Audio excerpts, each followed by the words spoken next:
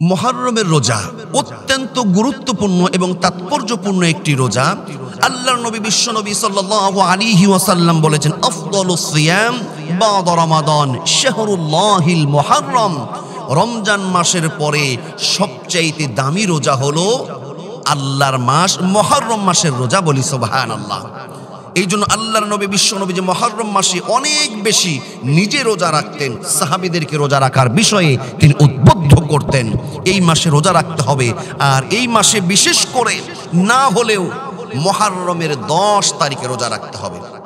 10 তারিখে রোজার এত ফজিলত, এত গুরুত্ব। এই 10 তারিখের রোজা আল্লাহর নবী নিজে রেখেছেন এবং তিনি নিজে রাখতেন এবং সাহাবীদেরকে, মুসলমানদেরকে রাখারও নির্দেশ দান করতেন। মুহররমের রোজা কেন রাখতে হবে? আল্লাহর নবী বলেন, সিয়ামু ইয়াউমিন আশুরা আহতাসিবু আলাল্লাহি আন ইউকাফিরা সানাতাল্লাতী ক্বাবলা।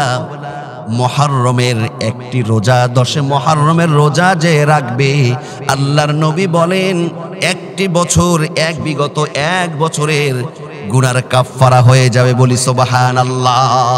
এই জন্য বাংলাদেশের জন্য, আমাদের জন্য এই বছর 10 মুহররম এই রোজাটা কবে পড়ছে এটা আমি খুব সহজে আপনাদের সামনে ক্লিয়ার করে দিচ্ছি। সেটা হলো 10 মুহররম হলো আগামী 6 জুলাই। 10 মুহররম। আপনি একটা রোজা না, অবশ্যই 9, 10 অথবা 10, 11। তার কারণ ইহুদিরা একটা রোজা করত, এই জন্য নবীজি এর বিরোধিতা করতে বলেছেন মুসলমানরা 2টা রোজা করবেন, 9, 10 অথবা 10, 11।